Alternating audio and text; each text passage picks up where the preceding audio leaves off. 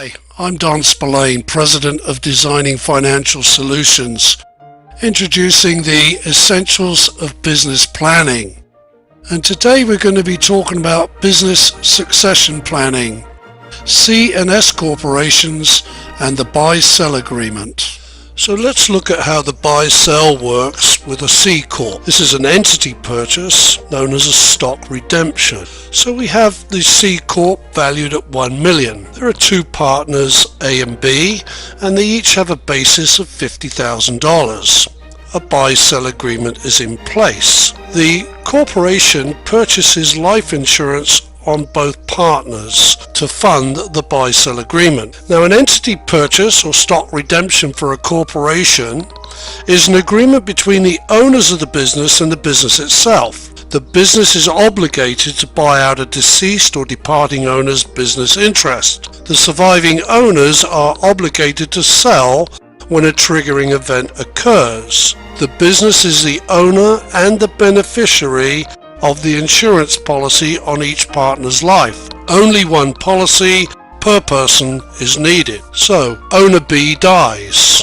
The insurance company pays the death benefit proceeds to the corporation. The corporation pays the buyout price to the family or the estate of B. They then transfer the ownership interest back to the corporation. Now, Congress has passed laws governing employer-owned life insurance. Check with your tax attorney and CPA. A C Corp must give notice to the individual that insurance will be purchased and obtain his or her consent. Failure to comply could cause unnecessary tax problems.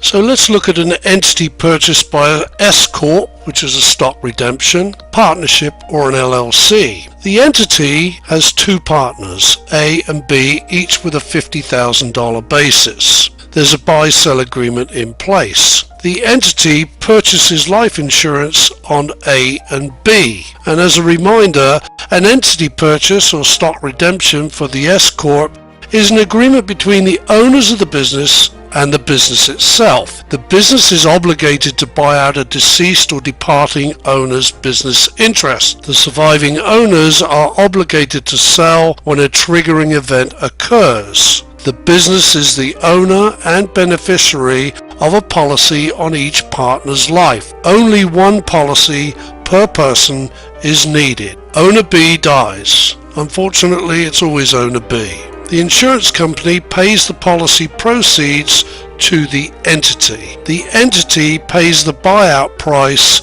to the family or the estate of B. In return, they transfer ownership interest back to the entity. Again, we should note that Congress passed laws governing employer-owned life insurance. Check with your tax attorney and CPA. It's recommended that S Corps, LLCs and partnerships comply with these rules. This means giving notice to the individual that insurance will be purchased and obtain his or her consent. Failure to comply might cause unnecessary tax problems. So here's a comparison between a stock redemption for a C and an S Corp. We'll look at the C Corporation first. On B's death, no income tax to B's estate.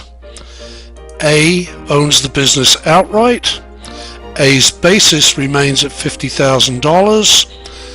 There's possible alternative minimum tax consequences, and distributions may be treated as dividends. Now let's look at the S Corp. No income tax to B's estate. A owns the business outright. A's basis increases if it's on a cash accounting basis. We'll look at that in a moment. There are no alternative minimum tax consequences, and for the S Corporation the basis could increase to $550,000. So there's a big difference in the taxable consequences if the company's sold for $1 million. The C Corp having to pay tax on $950,000 gain, and the S Corp paying taxes on $450,000. For partnerships and LLCs taxed as partnerships, The tax rules are more complicated and go beyond the scope of the discussion here. So let's look at the stock redemption on the S Corp and the reason for the basis increase. S corporations enjoy an accounting privilege known as terminating the tax year. The Internal Revenue Code, section 1377, states that when a shareholder terminates his or her entire interest in the S corporation, the remaining or surviving shareholders may elect to terminate the corporation's tax year. If the tax year is closed and the insurance proceeds are received in the new tax year, the basis increase is shared by the remaining shareholders. So we've got a situation. Here's how it works in practice. B's estate receives a promissory note for payment of the buyout price. A new tax year starts with the remaining shareholders. The business receives the life insurance proceeds. The insurance proceeds increase the remaining shareholders' basis, and B's estate will have no adverse consequence. Thank you for watching. Contact us for more information. We offer a free 1-hour consultation.